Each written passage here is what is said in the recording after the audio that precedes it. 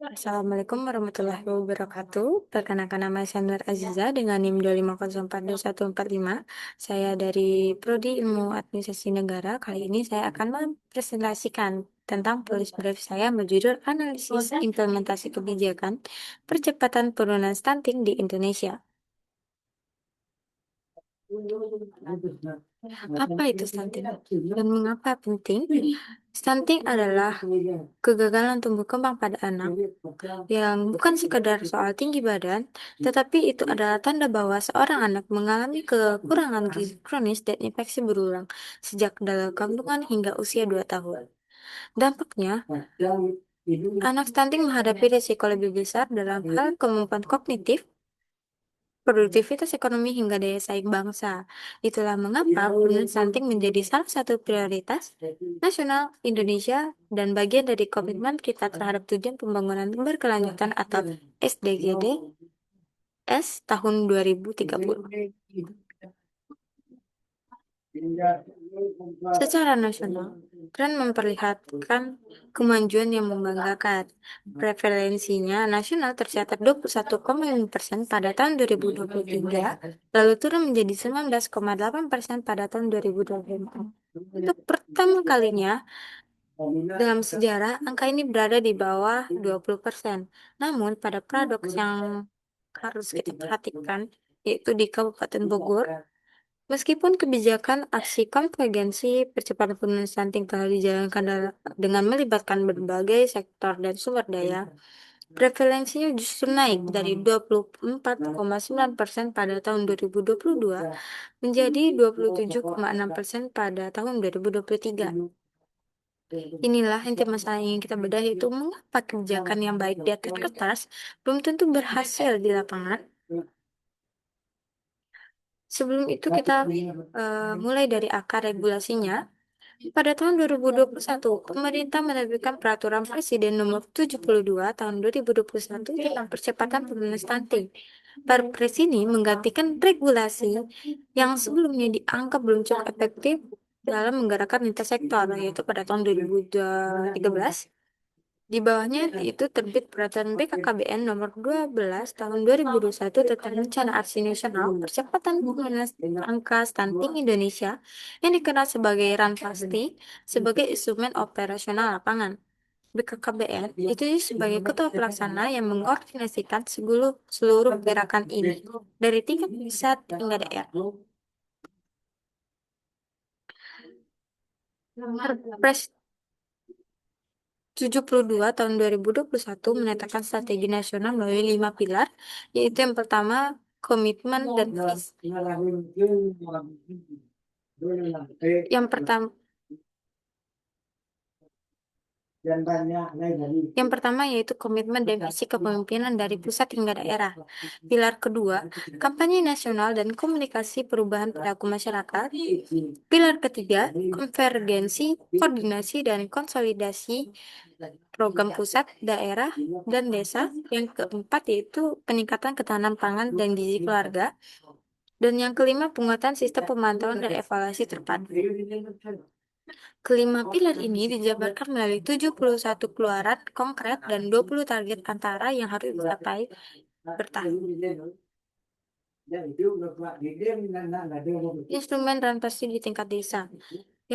Secara di level operasional, Ranpasti bekerja melalui pendekatan berbasis keluarga berisiko stunting, yang ujung tombaknya adalah tim pendamping keluarga atau TPK, yang terdiri dari bidan atau tenaga kesehatan, kader tim penggerak PKK, dan kader keluarga berencana. TPK bertugas melakukan penjualan gizi, memfasilitasi rujukan layanan kesehatan, membantu keluarga mengakses bantuan sosial, serta melakukan surveillance, deteksi dini keluarga berisiko. Pemantauan dan evaluasi dilakukan minimal 2 kali dalam setahun dengan koordinasi pelaporan dari desa hingga wakil presiden selaku ketua pengarah.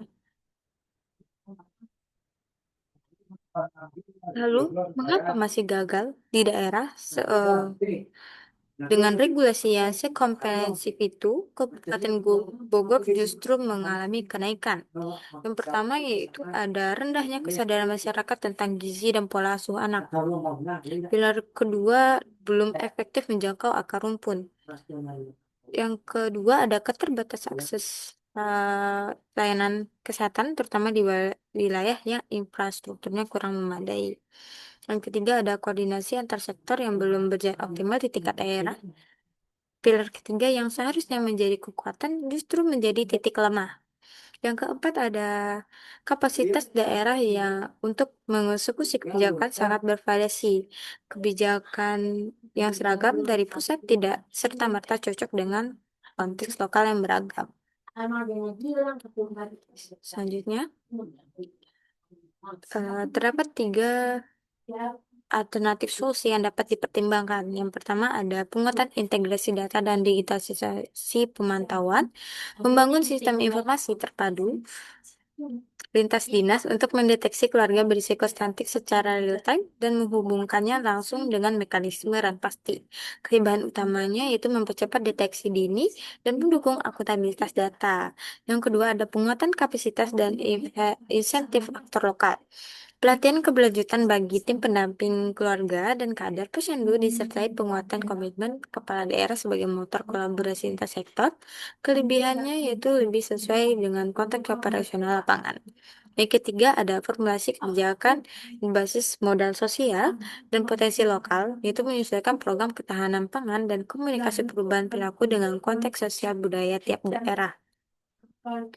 Melibatkan sektor swasta melalui CCR, kelebihannya lebih relevan secara lokal dan mendorong kolaborasi multi pihak.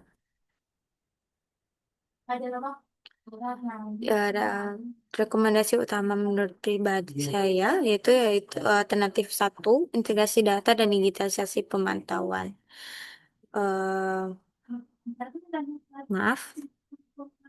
Yang pertama itu kelebihannya data yang akurat adalah fondasi segalanya. Tanpa basis data keluarga berisiko stunting yang valid dan mutakhir, baik pelatihan aktor lokal maupun penyesuaian kebijakan berbasis daerah tidak akan bisa ditargetkan secara tepat sasaran. Yang kedua, ada solusi ini relatif lebih cepat diimplementasikan karena infrastruktur pemantauan dan evaluasi sudah diatur dalam Perban BKKBN nomor 12 tahun 2021. Yang perlu diperkuat hanyalah dimensi teknologi dan keterhubungan antar instansi. Yang ketiga, rekomendasi ini diakui secara akademik oleh studi implementasi Kabupaten Bogor dan sejalan dengan pernyataan pemerintah pusat bahwa akurasi data dan kedisiplinan pelaksanaan program adalah kunci pencapaian target 14% pada 2029. Selanjutnya ada kesimpulan. Yang pertama itu Indonesia memiliki kerangka kebijakan stunting yang komprehensif melalui Perpres 72 tahun 2001 dan lalu pasti. Dan secara nasional menunjukkan kemajuan nyata dan prevalensi turun ke 19,8 pada tahun 2024. Namun, pencapaian agregat nasional menyembunyikan ketimpangan yang serius di tingkat daerah. Implementasinya belum merata karena tantangan koordinasi, kapasitas lokal, dan preferensi konteks sosial. Yang ketiga ada solusi prioritas yang paling strategis adalah membangun sistem data yang terintegrasi dan real time di level kabupaten kota sebagai persyaratan bagi seluruh interferensi lainnya. Menurut Menteri Kesehatan Budi Gunadi dalam Rekornas Stunting November 2005 menegaskan bahwa penanganan stunting adalah kerja bersama, tidak satu kementerian saja, semua harus bergerak bersama dari pusat sampai desa.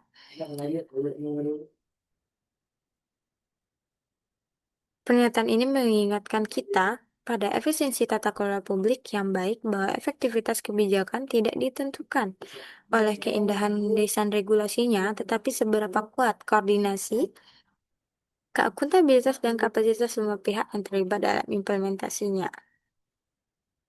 Demikian presentasi polis brief saya mengenai analisis implementasi kebijakan percepatan penurunan stunting di Indonesia. Semoga analisis ini dapat memberikan kontribusi nyata dan memperkuat tata kelola kebijakan publik kita demi generasi Indonesia lebih baik. Baik, sekian dari saya. Saya pamit undur diri. Wassalamualaikum warahmatullahi wabarakatuh.